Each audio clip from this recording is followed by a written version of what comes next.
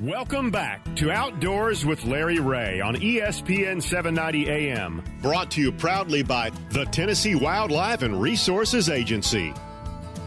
Hey, good Saturday morning. Welcome back to Outdoors with Larry Ray. I don't know how many times I've said that over almost 24 years on the air. And this next guest has been on the show many times because he's been doing this for quite a few years, and it's one of the most successful programs, I think, in the state of Tennessee as he works for the Tennessee Wildlife Federation. And that's our good friend Matt Simcox. Good morning, Matt. Hey, good morning, Larry. Always good to talk to Matt. And Ron, you listen in now as we talk about feeding these people that need venison. Absolutely. I just had my yard done the other day. I'm very appreciative of a young man that's my granddaughter's boyfriend, Brandon Watt, and he sent out his yard man to help me out. And I needed some help out the other day, and he asked me all about deer and eating venison. And I was trying to tell him how healthy it was and everything like that. But you guys have been doing this since '96, you said, and the Hunters for the Hungry program, and it just gets bigger and bigger. So, Matt, the figures I had as of middle of this past week, 3,116 deer were donated last year. 592,444 servings of fresh venison were distributed among hunger relief organizations in Tennessee communities. How fulfilling of a job do you have, Matt? Oh, I love it. I told someone last week that, I love hunger relief and I love deer hunting. And when you put them together, this program is perfect for me, but I get to share it with everyone in Tennessee. I mean, it is an awesome program, and we are excited at the Wildlife Federation not only to have, as you said, one of the best programs in the state, but this is one of the best programs of its kind across the nation. Amazing. Yeah, yeah. And you're dealing with helping people through something that we all love to be in the outdoors, and we've been blessed with a healthy deer population despite chronic wasting disease, and we have deer processors who have joined this program. So talk about the program, how it's evolved, and how it works, Matt. Well, when it first started in 1998, that first year we had 53 deer donated. 53 across the whole state. The whole state. Wow. Yeah. Yes, okay. Sir. We started with 53, and the next year we had a little over 400, and every year it has grown. Last year we had our biggest year ever on our 25th anniversary with over 3,100 deer. Amazing. So yeah, it's and this year, honestly, we're on track. If everything goes well in December and on into January, we're on track to beat last year. Beat last year's record. Yeah, that's really awesome. And the object of the program is what? Well, once you harvest the deer, some people, they fill their freezers up early in archery season or even 1st of November. Yeah.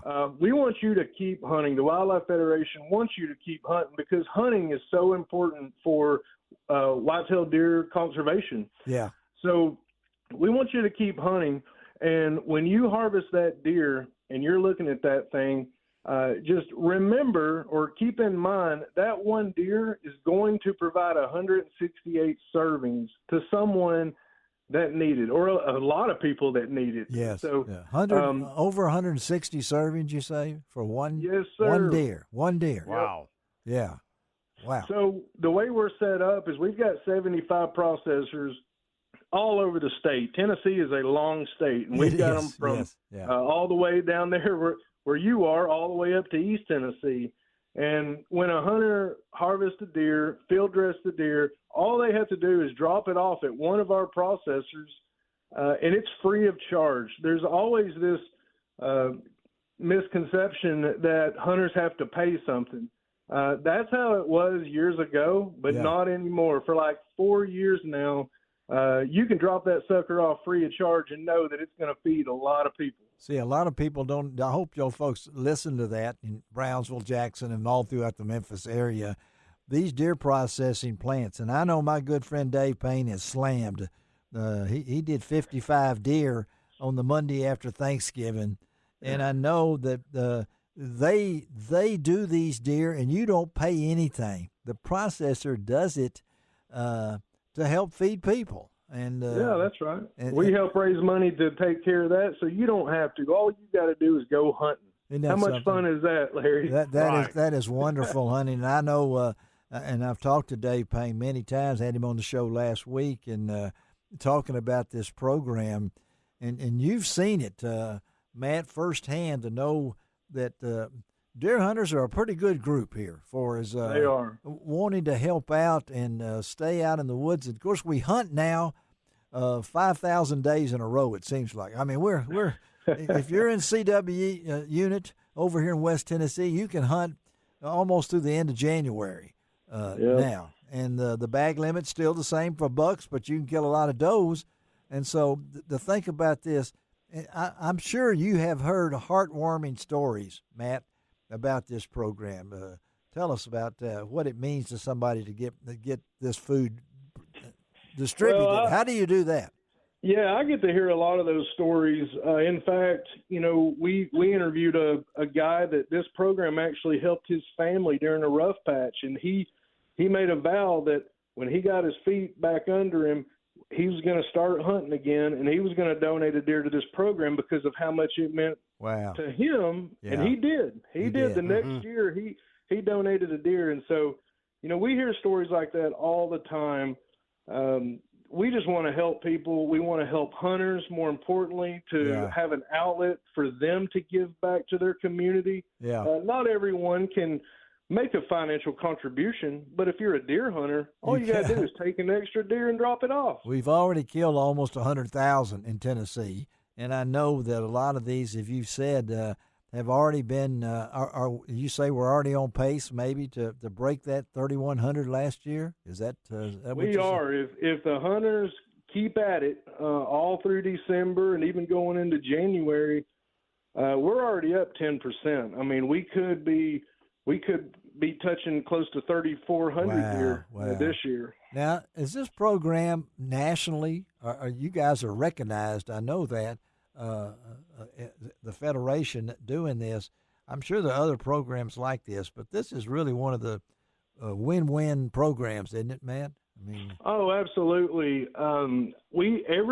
Most states have a similar program that's ran or managed by, either a nonprofit or the state agency or a food bank. Yeah. A few years ago, I started a national group to bring us all together. We meet regularly. Earlier this week, I was talking to the guy down in Arkansas. They've got a great program. I was talking to the guy in Pennsylvania. Talked to the guy in Georgia. Yeah. So we've got 28 states in our network right now. Wow, I did not know that. Yeah. So we're not only doing good in Tennessee, but the Tennessee program, all the hunters here have something to be proud of because we're helping other states too. And Ron Wong will agree to this. There's nothing like venison. Absolutely. I mean, I know I'll get some qualms. There are some other people that I can't eat that wild game and things along that line. But venison, Matt, is it's one of our God-given blessings as far as absolutely. Health.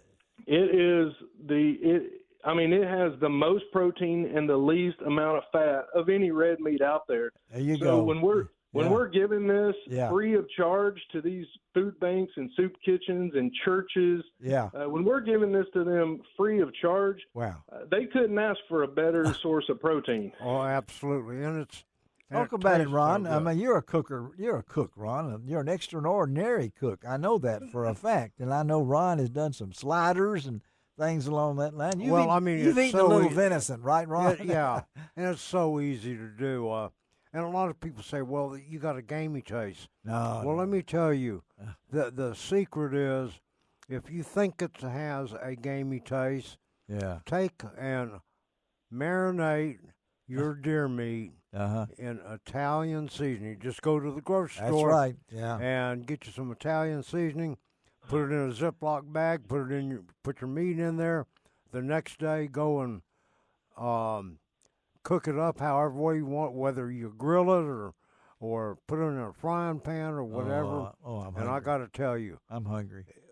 It does a couple of things. Yet? Oh, I'm hungry. Not only does it taste good, but it's also good for you. That Italian seasoning makes it tender. There you go. Well, again, we're talking to Matt Simcox, and Ron's got us all hungry now. I mean, we're going to have I'll tell you. Fourth Saturday, Ron, like you're going to have to bring some sliders for Fourth Saturday. We can do that. Yeah. We're talking to Matt Simcox, Tennessee Wildlife Federation Hunters for the Hungry Program Coordinator, and we've had Matt on the show many times.